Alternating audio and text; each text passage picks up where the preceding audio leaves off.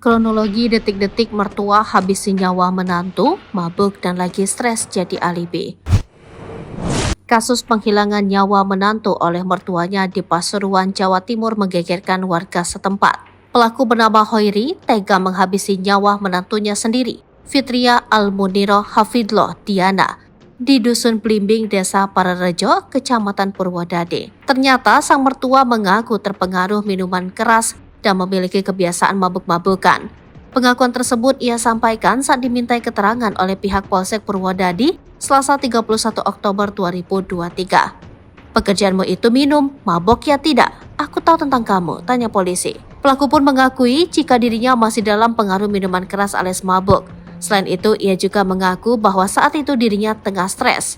"Menyesal saya Pak, tadi penat saya jual TV tidak laku-laku," Ibu Hoiri. Informasi yang dihimpun sebelumnya, pelaku sekitar pukul 12 juga sempat datang ke Balai Desa Pararejo untuk mengajukan bantuan makanan. Pasalnya, di saat yang sama pihak desa sedang bagi-bagi susu dan telur untuk kebutuhan stunting di desa tersebut. Namun lantaran namanya tidak ada dalam daftar, permintaan tersebut ditolak dan pelaku akhirnya pulang. Selang beberapa jam kemudian, sekitar pukul 16, insiden pembunuhan itu pun terjadi di rumahnya. Kronologi pembunuhan menantu oleh mertua. Hoiri tega menghilangkan nyawa menantunya yang sedang hamil 7 bulan sekitar pukul 16.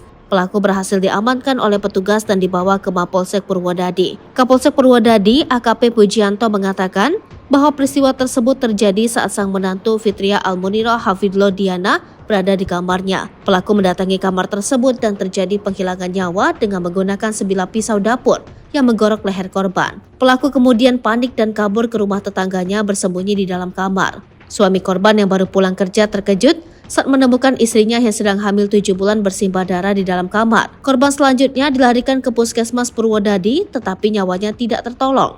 Pihak Polsek Purwodadi berhasil mengamankan pelaku setelah mendobrak pintu rumah tetangganya yang digunakan untuk bersembunyi. Saat ditanyai oleh anggota polisi, pelaku mengakui perbuatannya dan mengungkapkan bahwa dia merasa penat dan menyesal atas tindakannya. Namun motif pembunuhan ini masih dalam penyelidikan dan Kapolsek Purwodadi belum bisa memberikan informasi lebih lanjut tentang motif tersebut. Polisi masih melakukan pendalaman terkait kasus ini. Download Tribun X sekarang, menghadirkan lokal menjadi Indonesia.